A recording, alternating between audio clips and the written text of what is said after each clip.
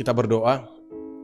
Bapa yang baik, Bapa yang berkuasa, Bapa yang memelihara, oleh kasih-Mu yang melimpah yang menyertai kami sampai hari ini, kami dapat tiba di hari yang baru ini dengan penuh sukacita.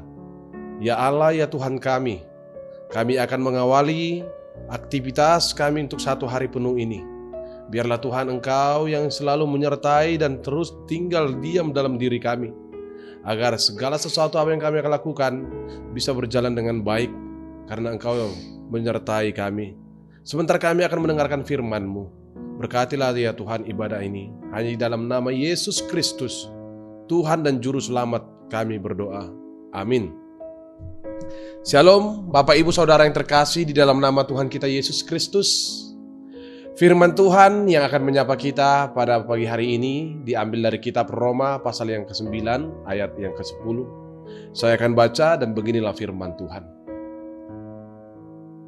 Sebab jika kamu mengaku dengan mulutmu bahwa Yesus adalah Tuhan dan percaya dalam hatimu bahwa Allah telah membangkitkan Dia dari antara orang mati, maka kamu akan diselamatkan. Demikian firman Tuhan. Percaya kepada Yesus. Bapak Ibu Saudara yang terkasih di dalam nama Tuhan kita Yesus Kristus, menjadi saksi itu adalah sesuatu yang sulit. Dan menjadi saksi itu adalah sesuatu yang tidak diinginkan setiap orang. Tidak semua orang ingin menjadi saksi. Sebab di dalam bersaksi kita harus benar-benar menguasai masalah yang kita lihat oleh mata kepala diri kita sendiri, yang kita alami, bahkan yang semuanya penuh resiko bagi kita atau bagi siapapun yang mau bersaksi. Demikianlah halnya dengan mengaku iman. Pengakuan iman adalah cara kita bersaksi tentang iman kita. Pengakuan iman adalah salah satu perintah yang harus terlihat dalam diri setiap orang yang percaya. Hal ini sangat penting karena sangat menentukan pengaruh dalam kehidupan orang beriman itu sendiri. Mengaku iman itu berarti mengumumkan di depan umum suatu hubungan kedekatan pribadi kita orang percaya dengan Tuhan yang kita imani. Dan itu artinya juga pengakuan iman harus dilakukan secara terbuka di hadapan semua manusia dan setiap orang dalam setiap kondisi dan keadaan. Di dalam pengakuan iman, kita berani bersaksi dengan kebenaran kepada Allah yang kita percaya dengan menunjukkan sikap taat, hati yang percaya. Mengaku iman dapat membuat kita melakukan segala sesuatu dengan berani karena kita mengenal, karena kita mengaku.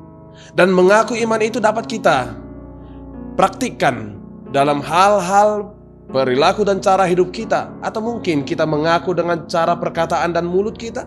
Atau mungkin kita mengaku dengan hati yang bersaksi bahwa Yesus adalah Juru Selamat, bahwa Yesus adalah Tuhan, bahwa Allah telah membangkitkan, bahwa Allah telah membenarkan kita, bahwa Allah telah menyelamatkan kita.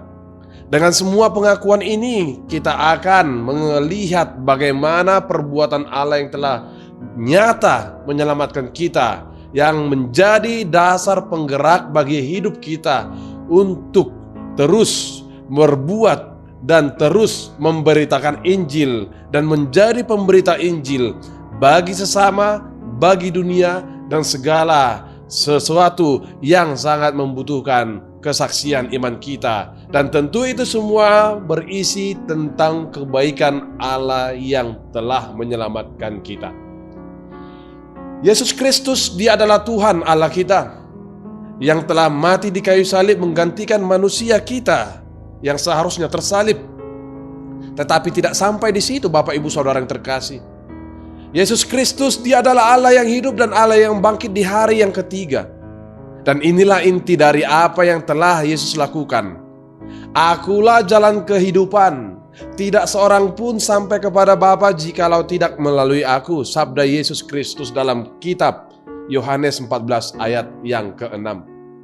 Firman inilah yang sesungguhnya kemenangan dari seorang Kristen. Dan bila dibandingkan dengan agama-agama lain, tidak ada yang sama seperti agama Kristen, di mana kita adalah pengikut Kristus yang benar-benar mengimani Kristuslah satu-satunya keselamatan.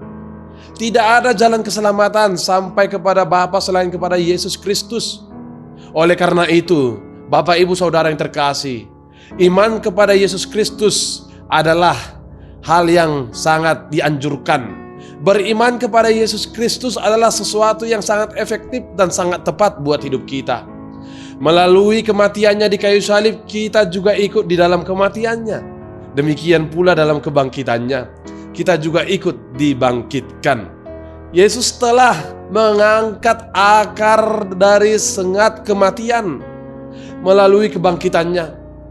Banyak orang yang bisa saja dalam kehidupan kita yang sekarang ini, Bapak Ibu Saudara yang terkasih, dia mengaku dia adalah orang Kristen, dia mengaku bahwa dia mengimani Yesus Kristus, tetapi hidupnya penuh dengan kekhawatiran, keraguan-raguan, atau kita bisa katakan menyimpang dari praktik-praktik yang sesungguhnya. Apalagi di zaman kemajuan teknologi sekarang ini, yang mungkin oleh pergaulan manusia yang satu sama lain saling menarik untuk semakin jauh dari persekutuan orang Kristen, semakin jauh dari persekutuan kita dengan Tuhan, sehingga ada banyak yang mungkin kita lihat, ada banyak mungkin yang dapat kita saksikan, saudara-saudara kita yang sudah hidup menjauh dari Kristus itu sendiri. Mereka tidak lagi sungguh-sungguh hidup dalam Kristus melalui kata dan perbuatan mereka. Dan banyak manusia yang telah dikuasai oleh roh-roh kenikmatan dan roh-roh zaman. Baik itu dalam hal mencintai dunia, mencari kebahagiaan hanya untuk dunia, dan hanya untuk kenikmatan hidup dan kesenangan diri sendiri.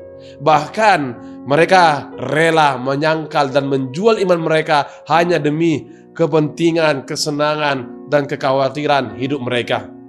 Firman ini mengajak kita untuk mengimani Kristus dengan sungguh.